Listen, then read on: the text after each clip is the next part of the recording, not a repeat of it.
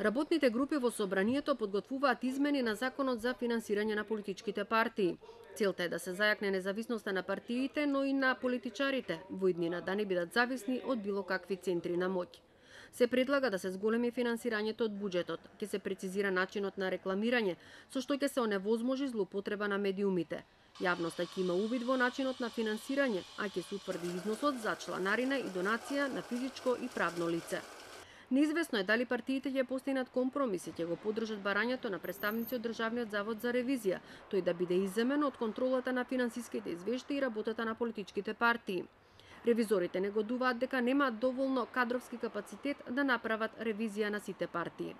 Предвидени се и казнени одредби со кои ќе се санкционира необјавувањето на годишниот финансиски извештај во пропишаниот рок. Но дали со измените институциите во иднина ќе може да преземат некакви мерки или пак се ќе се сведе само на констатирање на одредени состојби како што беше досега. Финансирањето на политичките партии ја држи отворена дилемата дали тие партии се претворија во профитабилни компании кои управуваат со државата како да е нивна приватна сопственост.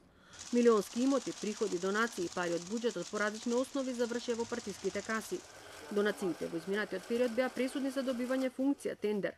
Во изминатите години беше забележана и тенденција не само партиските функционери, туку и вработените во администрацијата по партиски клуч да имаат обврска дел од своите приходи да ги внесуваат во партиските каси.